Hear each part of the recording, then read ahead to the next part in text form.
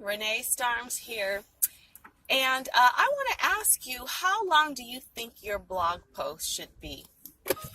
I've been blogging for quite a few years now, and when I first started, like 400, 600 words, that would pretty much suffice.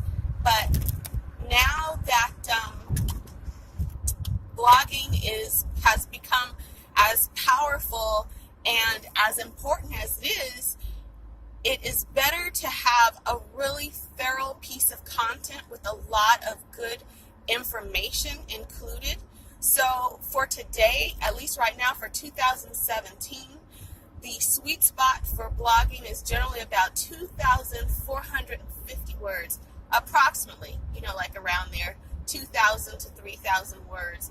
Those are the blogs that get shared the most. As a matter of fact, based on a study by Neil Patel, 64% of the people will share a blog with roughly over 2,000 words.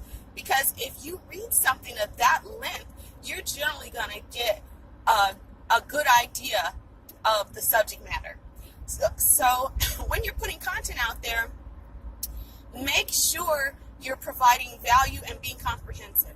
And I just wanted to share that with you, and I'm about to choke. And I just want you to have a nice day.